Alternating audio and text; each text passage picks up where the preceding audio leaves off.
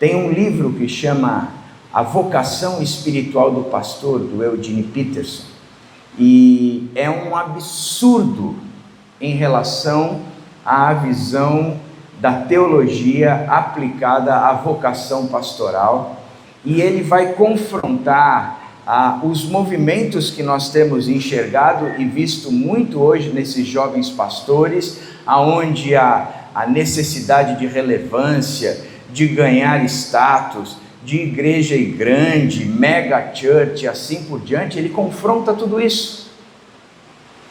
Só que é um livro esgotado. Você não consegue comprá-lo mais. Porque teologia pastoral, ela tem ficado pelo caminho. Mas, por outro lado, você encontra livros sobre técnicas de liderança escritos para a igreja a rodo. E eu tenho tido a preocupação de, nesses encontros que eu participo, sempre trazer à tona a teologia pastoral e a liderança a partir da nossa vocação espiritual. Um pouco do que eu falei ontem, o berço. Agora, olhando para a intencionalidade da gente invadir a vida de um jovem e torná-lo um líder de fato no reino. Para isso a gente vai ler vários textos na carta de 2 Timóteo, porque a carta de 2 Timóteo é uma carta com teologia pastoral na sua essência. Ela é escrita por Paulo na consciência de que seus dias estavam terminando e, portanto, ele entende que o importante naquela hora não era escrever para igrejas ou para organizações, mas ele quis escrever para aquele que ele considerava seu filho amado, porque ele sabia que precisava orientar e trazer conteúdos finais antes de que ele partisse. A carta de 2 Timóteo é o que nós temos em mãos como as últimas palavras de Paulo. E Paulo já tinha passado aquele sangue nos olhos dele de, logo no início da conversão, sair peitando tudo e todos, implantando igreja em todos os lugares, fundamentando, mas ele agora, no alto ao completar todo o seu ministério, nessa carta a gente vai perceber algumas coisas. Ele se vê sozinho, abandonado, com frio, numa masmorra, preso injustamente, porque um imperador maluco, para defender os seus próprios interesses, o leva à cadeia, sabendo que não havia ali direito de resposta ou de defesa. Ele tinha sido traído por alguns, inclusive um dos movimentos que o levou à prisão provavelmente foi que um dos próximos o entregou como traidor do Império Romano. Então, nesse momento, o que ele sabe e o que ele tem que fazer, ele sabe e o que ele faz é escrever uma carta para o seu jovem discípulo num cuidado pastoral sobrenatural. É uma carta com uma essência de discipulado única, onde nós vemos todos os pilares do discipulado, o coração daquele que discipula, a paixão daquele que tem pelo Evangelho e por pessoas, pintada de forma bem clara, e que serve para mim, para você, entender como é que nós podemos investir na próxima geração.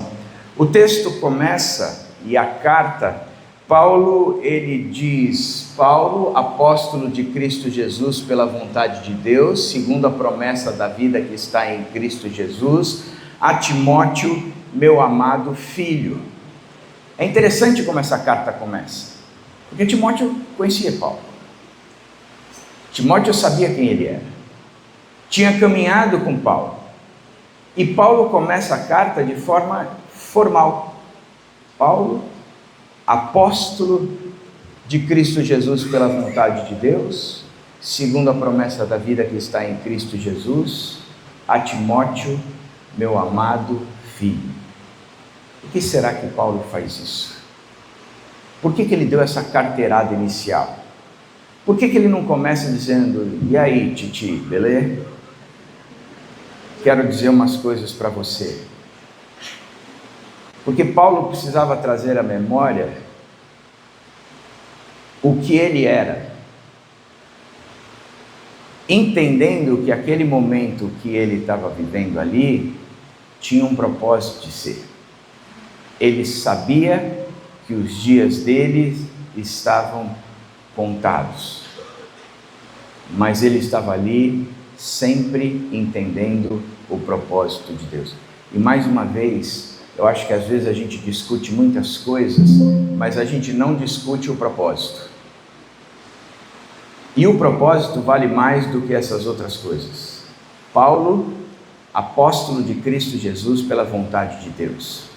Eu não queria ser apóstolo. Eu nunca passou na minha cabeça o ser apóstolo, o seguir Jesus Cristo. Na verdade, na minha cabeça, o perseguir e exterminar essa história a respeito de Jesus Cristo era o que era o meu propósito. Era por essa razão que eu vivia. Mas tem uma coisa interessante que Paulo fala quando explica a respeito do propósito. Por exemplo, em Gálatas 2, ele vai dizer o seguinte: eu fui escolhido no ventre da minha mãe para ser apóstolo. E aprouve Deus se revelar a mim quando lhe interessou. Eu acho interessante essa afirmação da compreensão de propósito. Porque Paulo, ele entende que o propósito de Deus para a vida dele estava estabelecido antes mesmo dele viver, dele nascer, dele chegar aqui. Ele sabia que a existência dele tinha uma história marcada na história de Cristo. Ele não tinha dúvidas nenhuma dessa. Porque ele diz: o meu chamado acontece no ventre da minha mãe.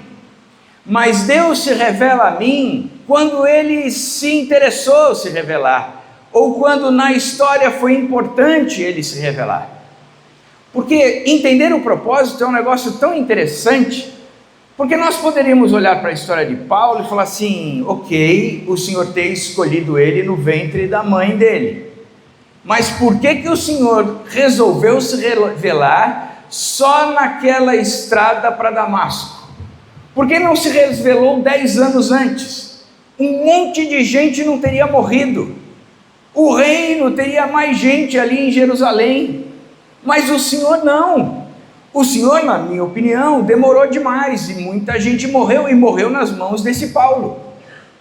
Porque Paulo sabe hoje que isso fazia parte da história dele e o leva a um padrão, a um nível, aonde ele se torna o apóstolo dos gentios. Apóstolo esse que vai formar a igreja, escrever carta para a igreja, se encontrar com a igreja, pastorear igrejas que provavelmente haviam judeus convertidos lá, que fugiram de Jerusalém, porque o próprio Paulo havia matado seu pai, o próprio Paulo havia matado a sua mãe, seu esposo, a sua esposa. Ou seja, Paulo agora, ele era apóstolo, ele vivia ali naquela condição, aonde ele estava pastoreando gente que era órfão, e a culpa era dele. Mas isso fez parte da história, porque se não fosse esse movimento, o evangelho nunca teria saído de Jerusalém. Então Paulo traz à memória a ideia principal de que ele vive um propósito, e esse propósito está sempre centrado na história de Deus para o seu povo, na formação do seu reino. E Paulo, ele diz: eu sou apóstolo. E o que é um apóstolo? Nós costumeiramente dizemos que apóstolos são aqueles que caminharam com Jesus e eles foram diretamente por Jesus enviados para pregar o evangelho e fundar a igreja como nós conhecemos. O problema é que hoje existem apóstolos. E eu particularmente tenho dificuldade nisso. E tenho dificuldade porque tem uma característica de apóstolo que nenhum outro apóstolo teria mais.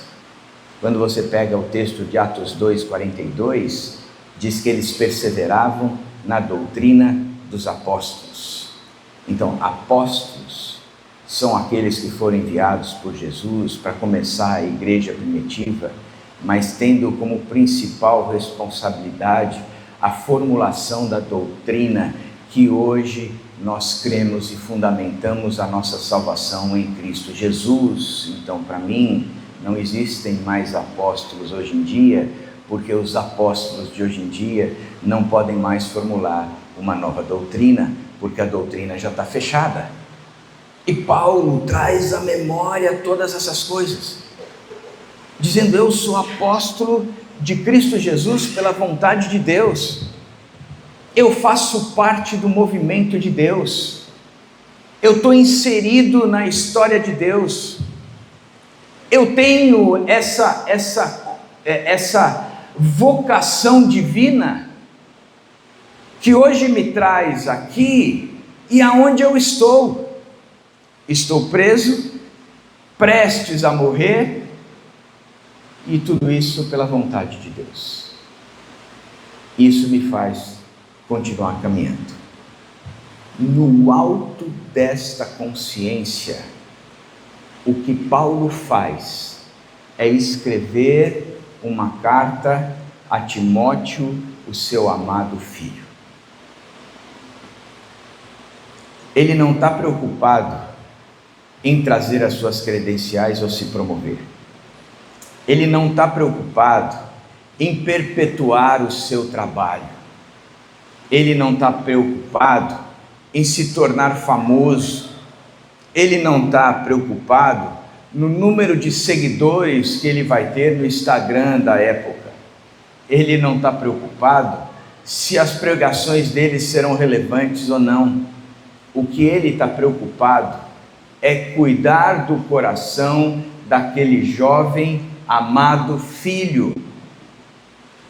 E ele conhecia aquele jovem, porque ele sabia que Timóteo tinha as suas limitações, ele sabia que Timóteo tinha as suas dificuldades, ele sabia que Timóteo tinha inclusive a sua saúde frágil, ele sabia que Timóteo ele não era muito corajoso, diferente, por exemplo, de Tito, que Tito ele põe no fogo.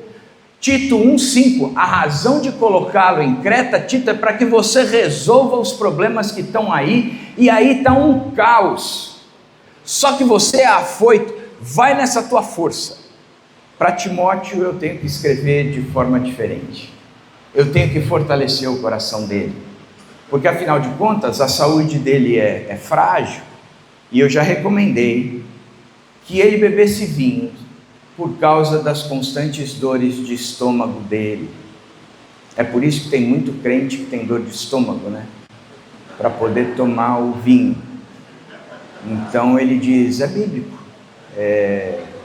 Paulo diz para não se embriagar com vinho, ok, mas ele também diz que por causa das dores a gente deve beber vinho. Então Paulo é dos nossos, né? Ele diz o que a gente quer ouvir. Mas ele também afirmava a Timóteo que ele não deveria se amedrontar na igreja de Éfeso, porque ele era jovem, mas ele tinha que se tornar padrão àqueles caras. Então Timóteo, no alto da sua juventude, precisou ser fortalecido por Paulo. No alto da sua fragilidade de saúde, precisou ser cuidado por Paulo. No alto da sua insegurança, Paulo manda uma carta primeiro aos irmãos, dizendo, olha, Timóteo está chegando aí, Timóteo requer atenção especial, cuide dele, porque ele é valioso, mas ele é fraquinho, então cuida dele. Interessante como Paulo, ele sabia quem ele era, mas também sabia quem Timóteo era, e conviveu de perto com Timóteo. Sabia as fortalezas e as fraquezas de Timóteo. Então resolve deixar as suas últimas palavras para esse Timóteo. Então, quando chegar na eternidade, eu quero conhecer duas pessoas, Moisés e Paulo. Pedro vai chegar para mim e falar: oi, André, eu sou Pedro. Vai, sai da frente, Pedro, você cortou a orelha dos caras, eu não quero nem te conhecer, você esperou o galo cantar. Mas esse Moisés e esse Paulo eu tenho vontade de conhecer. E tenho vontade muita de conhecer. E Paulo começa então essa carta ao seu jovem amado filho, olhando para ele e cuidando dele, o capacitando como aquele de uma geração que já está se encerrando, investe na geração que agora assume a bola da vez. E para isso, a gente tem que olhar para essa carta e tirar pelo menos quatro valores que implicam na formação de uma nova geração de cristãos de fato, na formação de uma liderança cristã para a nova geração. O primeiro valor é que Paulo, ele é consciente da finitude dele. Paulo diz assim: eu já estou sendo derramado como oferta de bebida, está próximo o tempo da minha partida, eu combati o bom combate, eu terminei a corrida, eu guardei a fé. Paulo não tem dúvidas do que vai acontecer com ele. Ele sabe que ele está a dias de ser morto, que não tem como ele sair daquela situação. E ele diz: olha, eu estou chegando no fim mesmo, está próximo o tempo da minha partida, e eu quero dizer para vocês que eu combati aquilo que é o bom combate, eu terminei a corrida e eu guardei a fé. E ele ainda traz uma afirmação que é bonita: eu estou sendo derramado como oferta de bebida. Você sabe o que isso significa?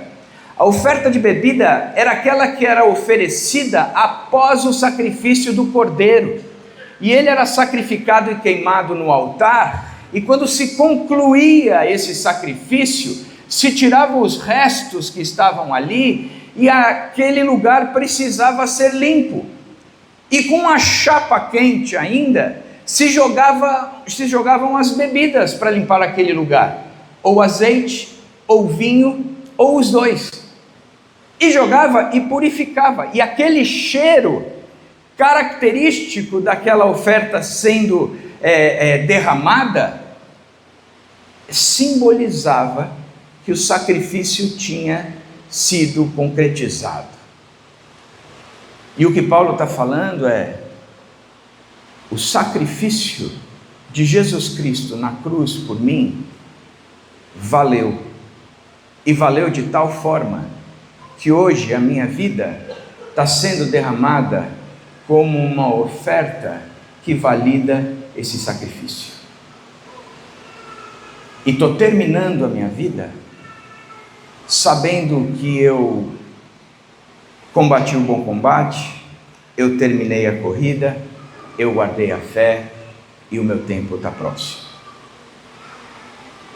Paulo sabia da finitude dele, mas mais uma vez Paulo vive uma dualidade, um paradoxo, porque no primeiro capítulo Paulo chega para Timóteo e diz: Timóteo, você tem que reter e guardar o Evangelho.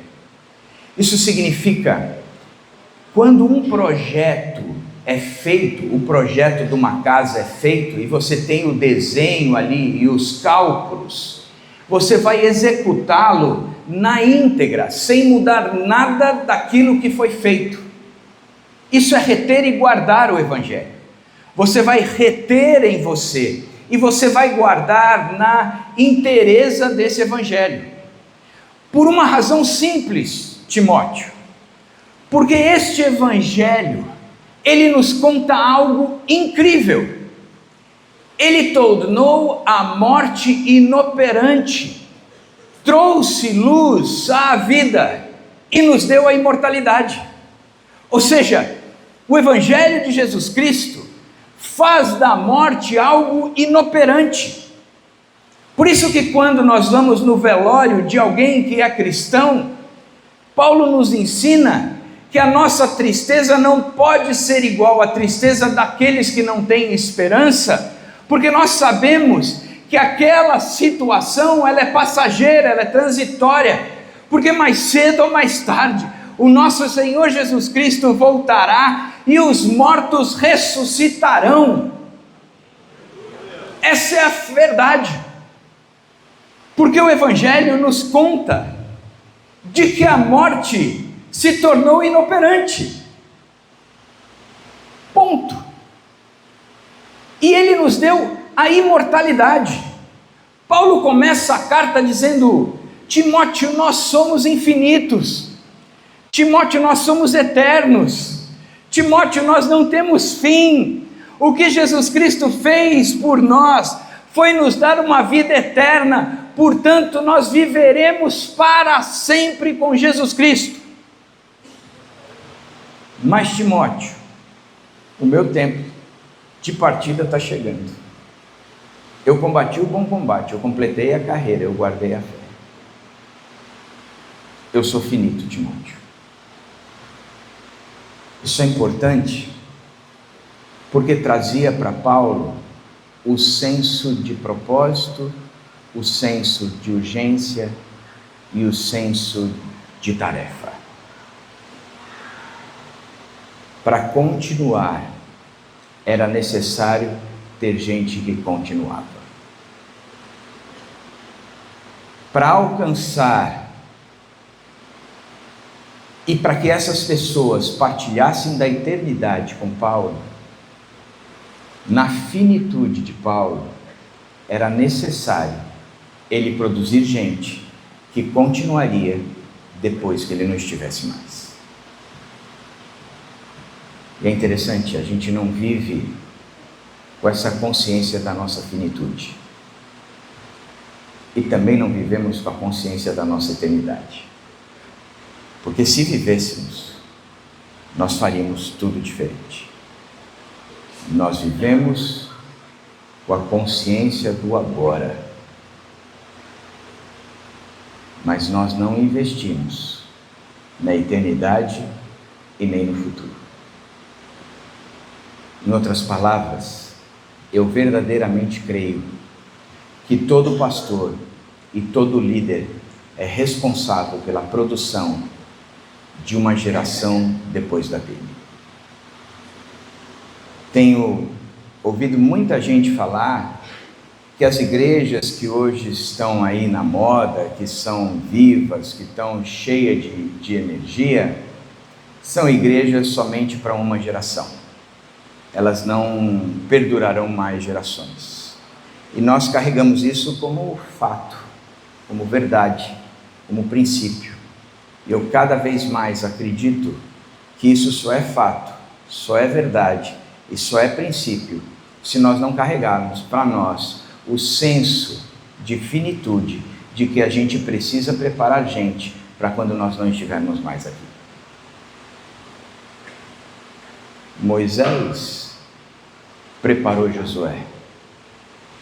Josué não preparou ninguém. A geração seguinte foi uma geração que não conhecia Deus e nem os seus feitos. Quem é que você está preparando para quando você não estiver mais aqui? Quem é que é aquele sujeito que vai dar continuidade ao projeto de Deus na história quando você não estiver mais aqui? Essa tarefa é minha e sua. O texto de 2 Timóteo mostra também que a oração, ele é o berço geracional. Paulo diz assim: dou graças a Deus a quem sirvo com a consciência limpa, como serviram os meus antepassados, ao lembrar-me constantemente de você, noite e dia, em minhas orações. Paulo era um homem que orava, a gente viu isso ontem. Ele começa a maior parte das cartas dele trazendo as orações que ele faz. E aqui ele ressalta para Timóteo que ele entende que era necessário orar por Timóteo de dia, todos os dias, constantemente, colocando Timóteo diante de Deus em oração. Ele tinha uma razão para Timóteo, e a razão para Timóteo é que ele precisava sustentar Timóteo em oração.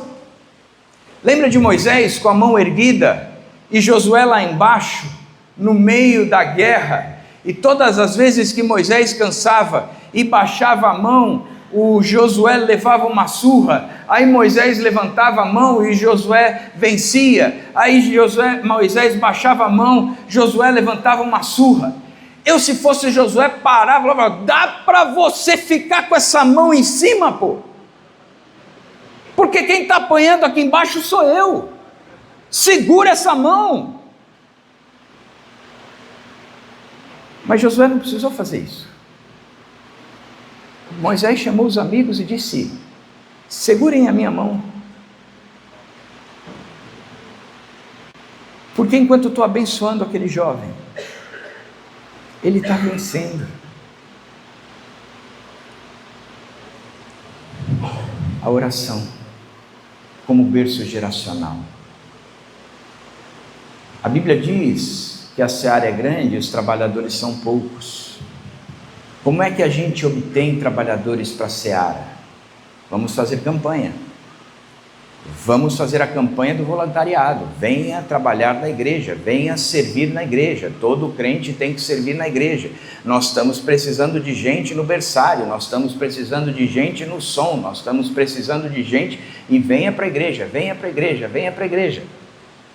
Mas a igreja trabalha, a Bíblia trabalha de forma diferente. Ele diz que os recursos humanos celestiais, eles não são operados por intermédio de campanha, por levantamento de currículo, por um LinkedIn espiritual. Ele está dizendo que no reino, os trabalhadores são levantados por intermédio da oração, é do joelho dobrado. Senhor, envia trabalhadores, Senhor, envia trabalhadores, Senhor, envia trabalhadores. Eu tenho uma relação muito especial com esse texto. Eu tinha 16 anos de idade quando eu o li num acampamento. E eu lembro que era a hora silenciosa e eu não tinha vínculo nenhum com Deus, a não ser ter crescido dentro da igreja, mas eu não gostava desse negócio. E a hora silenciosa, você tinha que abrir a Bíblia e orar. Eu abri a minha Bíblia em Lucas 10:2, que dizia que a seara é grande e os trabalhadores são poucos, que eu devo rogar ao Senhor da seara que envie trabalhadores. Pronto, fechei minha Bíblia e não sabia mais o que fazer. E o povo continuava lendo Bíblia, com a cara no chão, orando pra caramba. Era um acampamento de ABU, pessoal fervoroso. Eu falei: ok, então eu vou fazer uma oração aqui. Senhor, o texto diz aí que a gente tem que pedir para o Senhor enviar trabalhadores, então envia esse negócio aí. E o pessoal continuou orando, lendo Bíblia. Eu falei: tá bom, então agora eu vou dar uma lida a mais. Abri Lucas 10:3, e aquele texto não foi lido por mim. Aos 16 anos de idade, Jesus Cristo sentou do meu lado, e por intermédio da palavra, Ele sussurrou o verbo de ação inicial do versículo 3, que dizia: ide. Eu fui a resposta da minha oração. Me dei mal.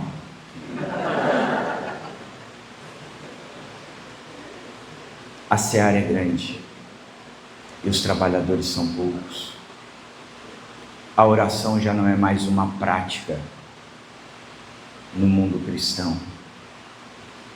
Os pastores oram poucos, as reuniões têm pouca oração, o povo ora muito pouco, não batalha em oração. A maior parte dos pastores não oram nem mesmo pelo seu dia. Uma vez eu fui visitar um pastor, estava em Vinhedo, fui visitar um pastor que marcou um encontro comigo em São Paulo. Quando eu cheguei em São Paulo, ele tinha viajado. E aí falou comigo, pediu perdão. Logo depois eu tinha uma reunião com o Zé Machado. E o Zé me perguntou o que eu vinha fazer em São Paulo, e eu contei: fui visitar um pastor, mas ele fez uma bagunça na agenda dele, e viajou, mas está tudo bem, ele pediu perdão. E aí o Zé me falou o seguinte: agenda é algo sagrado. Se nós colocamos na agenda entendendo que isso era importante, isso é algo sagrado. E quando eu levanto, eu tenho que orar por tudo aquilo que eu coloquei na agenda. Então, é interessante você orar pelos encontros, pelos atendimentos, pelas reuniões, encharcar todo o movimento do seu dia em oração, para que antes mesmo que qualquer movimento da sua vida aconteça, você já colocou esse movimento diante de Deus. Oração. Oração. Nós oramos muito pouco. Não oramos pela próxima geração. Não oramos para que Deus levante líderes para a próxima geração. Não oramos por aqueles que serão líderes para a próxima geração. Oramos muito pouco. O Eugene Peterson, ele diz que a oração é a linguagem da vocação pastoral. Antes de dizermos qualquer coisa a uma congregação, falamos com Deus em favor deles. Essa tem que ser a nossa realidade. A oração como berço geracional. A segunda coisa é que a Escritura, ela tem que ser o solo sagrado. Porque desde criança, Timóteo, você conhece as sagradas letras que são capazes de torná-lo sábio para a salvação mediante a fé em Cristo Jesus. Porque desde criança, Timóteo, você na tua cama à noite, via sua mãe e a sua avó lendo as cartas ou as crônicas de Nárnia, interpretando o leão, e isso ficou no seu coração. Nunca saiu de lá, porque desde pequenininho as sagradas letras foram incrustadas no seu coração. Hoje eu tenho visto as escolas de teologia e a impressão que eu tenho é que ela tem flertado muito com a filosofia. E os púlpitos no Brasil, eles têm tido muito cara de palanques filosóficos. Mas a Escritura nua e crua, que aponta o homem pecador e morto, que apresenta a morte e ressurreição de Cristo, e a expectativa de um Cristo que vai voltar, e que é necessário se reconciliar com este Deus por intermédio do próprio Cristo. Nós estamos vendo muita teologia que é da prosperidade mascarada novamente, com a teologia de coaching, onde você vai fazer as coisas dar certo, você vai fazer as coisas serem boas, você vai poder cantar rompendo em fé, porque se o mar não se abrir, você vai aprender a andar sobre as águas, porque é isso que a Escritura nos ensina. Mentira! Mentira! Porque eu vou romper em fé. Se o mar não se abrir, pode ser que eu ande sobre as águas, mas se eu não andar sobre as águas, eu vou morrer em fé, rompendo em fé, porque a minha fé não está atrelada para essa vida. Eu tenho a minha consciência da vida eterna e da minha finitude, e que mais cedo ou mais tarde pode ser que o meu tempo já esteja próximo e eu vou ser oferecido como uma oferta de libação, mas eu tenho a consciência tranquila de que eu completei a carreira, de que eu combati o bom combate. Mas a Escritura é o solo formativo. Nós vamos fazer discipulado e a gente senta com as pessoas ao nosso lado e a gente lê livros. A gente vai ler o Tim Keller, a gente vai ler o John Stott, a gente vai ler livros. E a gente ensina os outros a lerem livros. Mas o nosso povo não sabe ler a Bíblia. O nosso povo não tem doutrina bíblica. O nosso povo é incapaz de abrir a Bíblia e dizer o que aquele texto está sendo dito. Porque nós nunca ensinamos isso. Nós nunca ensinamos ao pessoal aquele exercício básico, simples de exegese. Observa o texto, interpreta o texto, aplica o texto. Porque se você fizer isso, essas influências todas que estão aí fora não vão te pegar, porque você vai saber olhar para aquilo que está sendo dito, observando, interpretando e aplicando e dizendo: não, isso não é verdade, isso é vento de doutrina, não solidifico a minha fé nessa história. A minha fé está solidificada numa doutrina forte, na sã escritura, nas sagradas letras, na palavra de Deus. É nisso que eu fortaleço de fato o que Paulo exortava a Timóteo a guardar, reter, defender e pregar. O evangelho pregado por Paulo. Nós não sabemos, nós não ensinamos, nós não temos trechos da Bíblia mais de cabeça, nós não temos mais a Bíblia decorada. Eu, quando era moleque, cresci numa igreja batista regular que tinha os memorizadores da Bíblia. Você tinha que decorar versículos, e você era pequenininho e decorava Jesus chorou. E aí, conforme você ia crescendo, você ia aumentando. E eu sou filho de paraibana, escreveu, não leu.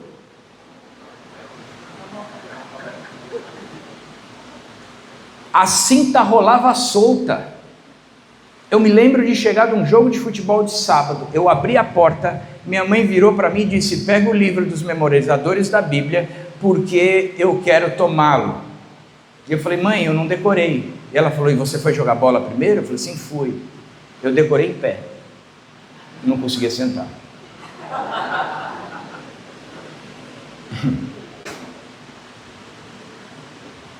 Decorar, saber o que a Bíblia diz.